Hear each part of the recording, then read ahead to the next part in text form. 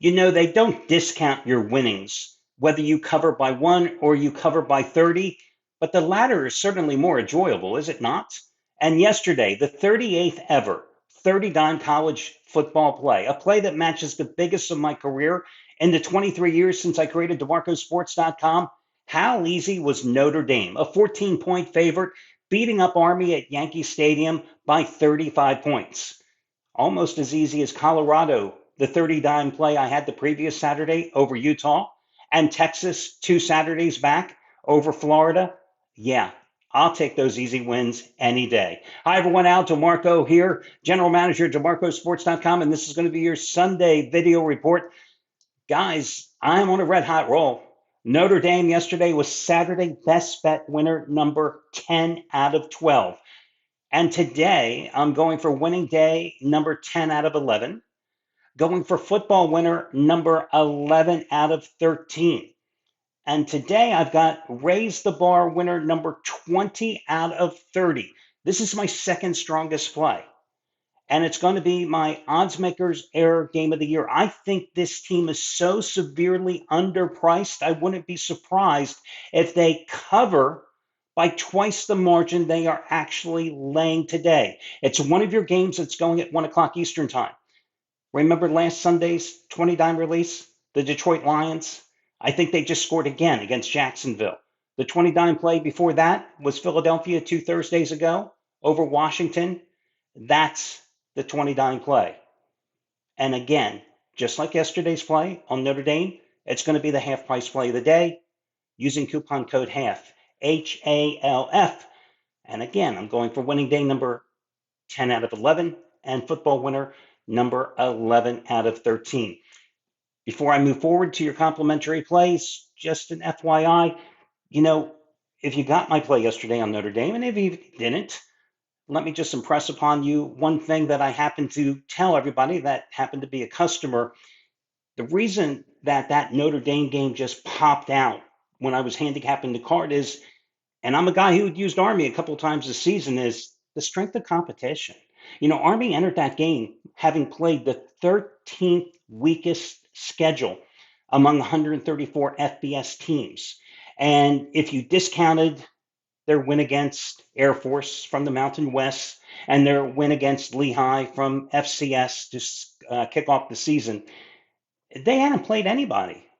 I mean, they avoided playing the top two teams, Tulane and Memphis, in the AAC. And everybody else they played in the AAC, they had only played one team with a winning record. That was East Carolina. And all their AAC foes had a combined record of 25-46. Hell, four of them had fired their coaches. And in conference play, those teams were 12-30 going into this weekend's action.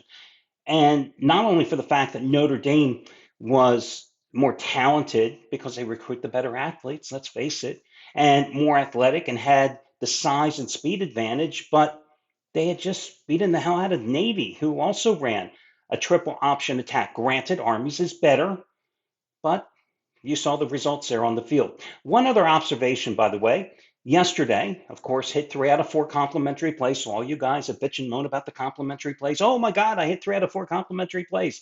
The top complimentary play yesterday was Arizona State. Oh, and all you guys that bitch and moan about the complimentary plays, again, the top complimentary play, now 9-4 this season. Again, these are the plays that are the best of the worst, the plays with warts, the plays that I'm giving away for free, 9-4. And remember, the premium plays over at DeMarcoSports.com. Yesterday's winner on Notre Dame, Saturday best bet winner number 10 out of 12. Don't know how much more I can do for you in college football.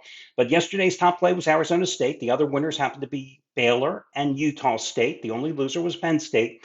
But if you happen to watch that Arizona State game, it just shows you one of the problems with college football and even in the NFL with these football coaches, Kenny Dillingham in this particular case, and the analytics staff. You watch the end of the game where Arizona State had advanced down to the 3-yard line, and instead of punching the game in up 28-23, someone came up with that bright idea that, hey, let's just keep running the quarterback backwards, keep running off the clock, and then in that alleged final play of the game, we'll just throw the ball away, and instead we throw it into the grandstand Oh, and we miscalculate and we have 1 second left on the clock. Lucky we didn't have the penalty because there was nobody went around. It could have been intentional grounding. It could have pushed the ball even 15 yards back, which that meant 1 second left after they had to clear the field. And by the way, they should have done what the Phillies did like in the 1980 World Series. They should have had cops with guns and rifles on horseback, because if I see one more student section rushing the field, what is the point of it? A bunch of dumb students, all with their phones. What videos are they going to show? Oh, hey, I'm on the field. Look at me. I'm on the field. I mean, what is the point of this? It's just lunacy. Rushing the field. Stupid, stupid. They're college kids. They're stupid. Anyway, by the time they score, what happens if BYU had successfully hit a Hail Mary pass? Geez, has it not happened in college football in the NFL this season enough times to remember? Just stupidity because of these analytic staffs that feel that this is the way you close out games. I mean, you really, if you didn't see the end of the game yesterday, it was just sheer stupidity. And Kenny Dillingham, of course, is blowing a gasket down on the field. I mean, what do you want? You're the guy that called the damn plays. Okay, I digress. Anyway, I won that play. A couple of the guys at the site had Arizona State too. So let's move forward here. The NFL complimentary plays. Yes, complimentary plays 62, 44, and 3 over the past 32 weeks, dating back over the past year and a half. 62, 44, and 3 with the plays, once again, that I'm giving away. This is not a great card. I'm just going to be honest with you. So many teams have injuries that are affecting them today. I do not find a lot of depth on this particular card. I found the one game that I loved, and the rest of them, I wouldn't even watch a lot of these games. I'm going to watch the Eagles and Rams tonight. I'm going to watch my best bet at 1 o'clock. And in between, I think I'll wash my car. So let's get to it. I get so choked up talking about this card. Um, my top complimentary play today is going to be the Denver Broncos. And why not? You see how they're playing here of late. I used them last week at home against Atlanta. Bo Nix had his best game of the season and 28 for 33, 307 yards and 4 touchdowns in that 38-6 win over the Falcons, a Falcons team that had no pass rush. And Nix was practically untouched throughout that game. The Broncos putting up 400 total yards, holding the Falcons to 226. And that's a Falcons team that actually had a quarterback, something the Raiders have yet to find this season. Raiders coming off their sixth straight loss, 34-19 at Miami, 1-7 ATS skid. Their top two running backs are out, which I kind of find ironic when everybody was mentioning this week, that particular scenario, because the Raiders can't run the ball. So what does it matter that their top two running backs are out? I mean, they only average 75 yards a game and 3.5 yards per carry. So any of you that have two legs, two arms, and can run a 40 in at least 7.7 seconds, you can qualify to be a Raiders running back today. Their offensive line has surrendered 39 sacks, 8 in the last 2 games. Their pass defense is pathetic, giving up 228 yards over the last 4 games and 71% completion. So I think Bo Nix is going to be able to move the chains here.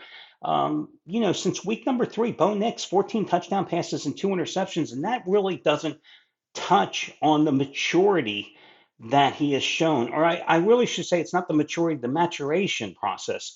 And the confidence that the Broncos coaching staff has shown in Nix and the way they've expanded the playbook too. But at the end of the day, it's really the Broncos defense that has played so well. Of course, they won the first meeting 34-18 at home. They were +3 in turnover margin, including a pick 6 in that particular game. So I look at this price and truly it's my second favorite play on the board. And I came this close to making the Broncos my raise the bar 20 dime release today, because at 5.5, I think it's a damn cheap price. If it goes up to 6, naturally I'm buying down the half point on the Broncos, who have covered 7 of their last 9 games. So that's your first complimentary play. FYI, just a reminder, if you want to, you can always subscribe to the videos. That way you'll know, because sooner or later, I will start doing some college basketball and NBA videos too. So that would be your best option to always be alerted to when I will have the videos available for your perusal. Your next play, how can I not go with the Washington Commanders? Yes, they have not looked good here of late, and Jaden Daniels has not looked good here of late. But then again, he was playing the Steelers and the Eagles defense the past couple games, and the offense only mustered 242 yards and 264 yards in those consecutive losses. And Jaden Daniels in those two losses had a total of 393 yards, one touchdown, and one interception.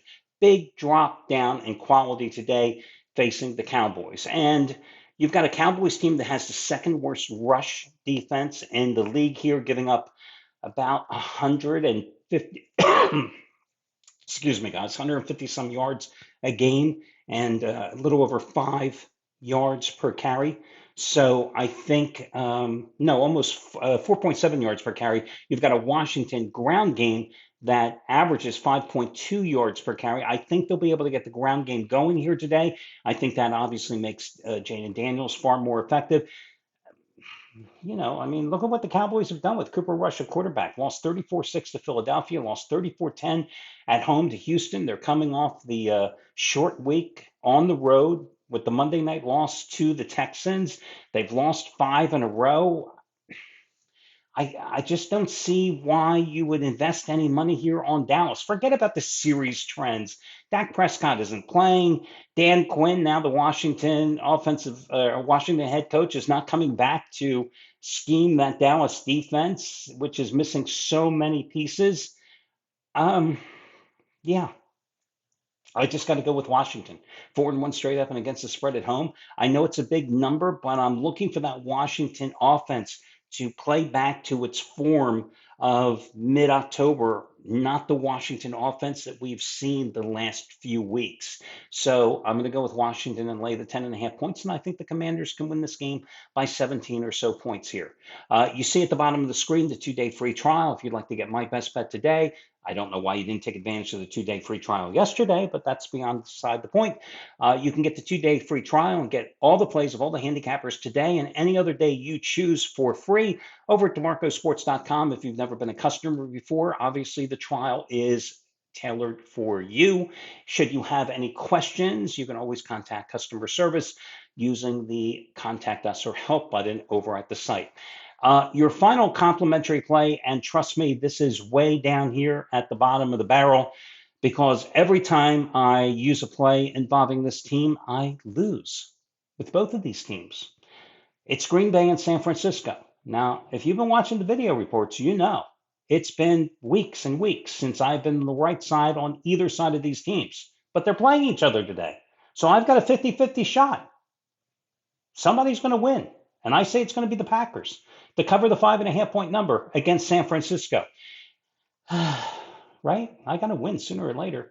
Bottom line is the 49ers, they knocked the Packers out of the playoffs last year when Jordan Love was playing great. Jordan Love is not playing great this year with an interception in every single game, 11 picks on the season. But I just don't know what the 49ers are going to do here without Brock Purdy in the lineup today, with Brandon Allen making his 10th regular season start of his career since entering the league in 2016. I think his last start was back in 2021. I think he was playing for the Bengals, perhaps. Jaguars or Bengals. I think it was the Bengals back then. Joey Bosa is also going to be off the field today. And I came across an interesting stat when the 49ers have Bosa on the field and when they don't. With Bosa on the field, the 49ers have a 33% pressure rate and an 8% sack rate. When he is not on the field, that pressure rate drops to 18% and the sack rate drops to 2%. And those rates, the latter two, dead last in the NFL, which means Love should have some time to operate in the pocket. So again, I'm going to take Green Bay minus the 5.5, a game that they've got to have. And if this line moves up to 6, then I would go ahead and take the 0.5 point down on Green Bay. So your number one complimentary play today, by leaps and bounds, the Broncos. Number 2 would be Washington. And number 3 would again be San Francisco. I'm sorry. Oh my gosh, Green Bay. Green Bay. Again, just making sure here. Number one would be Denver. Number two would be Washington. And number three, again, would be Green Bay. FYI, you can go over to DeMarcoSports.com if you don't happen to be watching the video here on the site. And if you go to the free pick section and drop down to pro football, you will see that I've already updated under the NFL betting strategy update all the numbers for how straight up winners have covered against the spread this season through 11 weeks, not including the Thursday night game. The straight up winners have covered at an 84.1% clip. Yeah, if you simply pick the straight up winners, they have covered at an 84.1% clip. Pretty effing incredible. And again, this is a little trend that I started following about 13 so years ago. They went 13-1 against the spread in week number 11. Just amazing. And straight up winners against the spread, prime time games this year. We're talking Thursday night, the one Friday night game in Brazil, Sunday night and Monday night games. They are 31, 2, and 1 against the spread.